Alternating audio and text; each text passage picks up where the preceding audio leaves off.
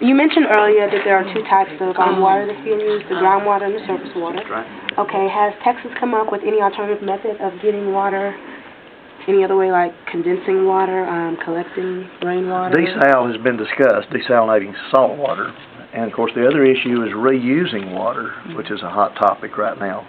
The wastewater that's coming out of the city treatment facilities presently goes back into the rivers, streams, and lakes. And there's discussion, okay, if we could just capture that and use it for irrigation or some other purpose. A lot of that's being discussed. As far as direct condensation, I haven't heard of any programs of that nature, of any size at least. Oh, okay. No, and the state is trying to fund some desalination projects on the coast as well, some pilot projects to try to see if desalination, it will be cost-effective means of providing water. And that's where you're using the salt water. You're making the salt from the salt water. Mm-hmm. Okay. And is that practical? Other countries are doing it. It's like Jimmy Don said, it's very expensive. Mm-hmm. So when other sources of water are so cheap, and it's certainly cheap to conserve water, more so than to build a plant down on the coast and then have to pipe that water all the way from the Gulf Coast up to Dallas, there's certainly other things that you can do probably that are more cost effective.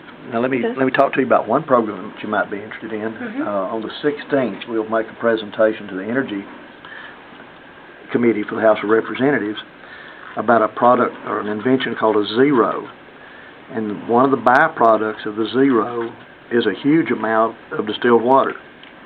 And so it may be one of those alternative supplies in the future. It's not been done on a large scale. It is still fairly experimental. Mm-hmm. But we'll be making a presentation on the 16th before a panel if someone wants to log on and watch that. Okay. And it takes waste material, anything from cow manure to city waste garbage to brush and trash, and turns it into fuel, electricity, and some generated water. So like it dehydrates it, or? No, it actually oxidizes the carbon chains, and in the process there's taking the hydrogen and carbons apart, there's some water generated, and really in pretty substantial numbers. It also requires quite a bit of cooling, and that cooling is used to clean water. It could be used to desalinate water, for example, as part of this process that the zero will do.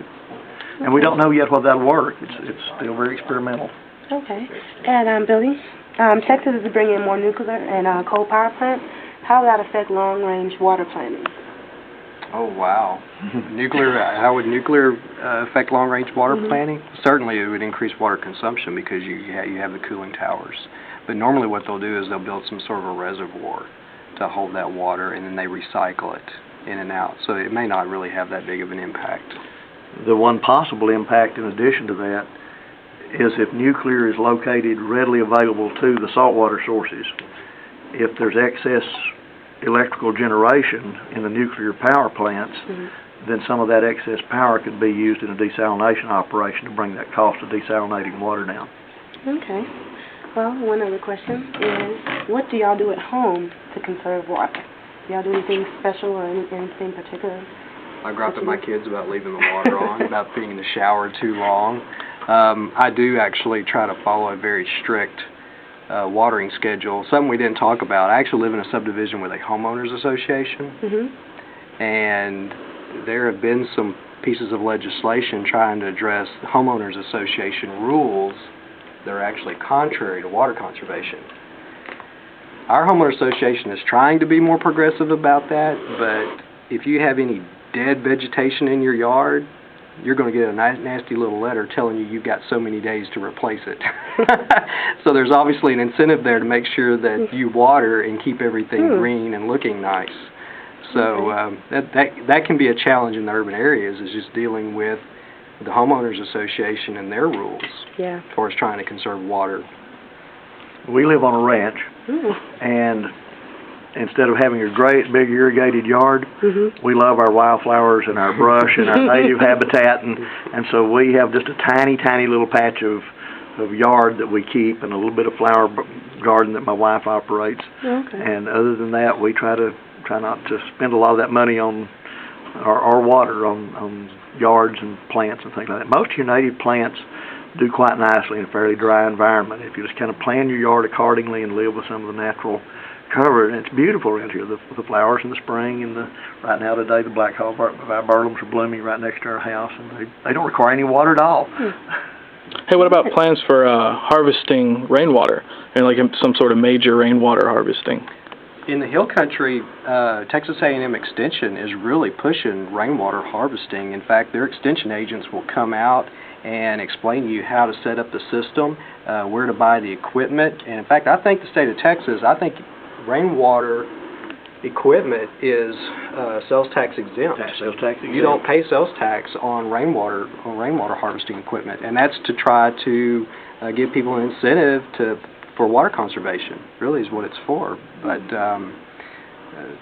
it's out there, but I've seen it more in the hill country around Austin than I've seen it just about anywhere else, because they're having some real water problems in the hill country because they don't have surface water and they have very little groundwater as well. So you're talking about the citizens themselves collecting rainwater? Yes, on top of their house. On top of their house, so basically just a gutter system and some barrels. Gutter system and, well, large plastic tanks. Very large tanks, often under the house. What they'll try to do is they tell you to set up the rainwater system such that, not the drought of record, which would have been the 1950s, but I think a 25-year drought, you would have enough water in those tanks to where, if you had that type of a drought, you wouldn't run out of water.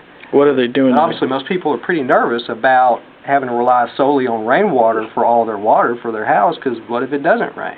And then what about cleaning it? I mean, there are solar water stills where you let the sun sort of evaporate the water and then collect the condensed water. But what are these people doing for cleaning? Some of these people are using it for their personal consumption, in which case you do have to run it through a treatment facility probably. But many of these people are using it for other sources than just drinking, typically watering flowers, maybe even flushing a toilet or something like that. But there's gray water stuff. Gray water type issues, not so much drinking water. And rainwater itself is pretty pure.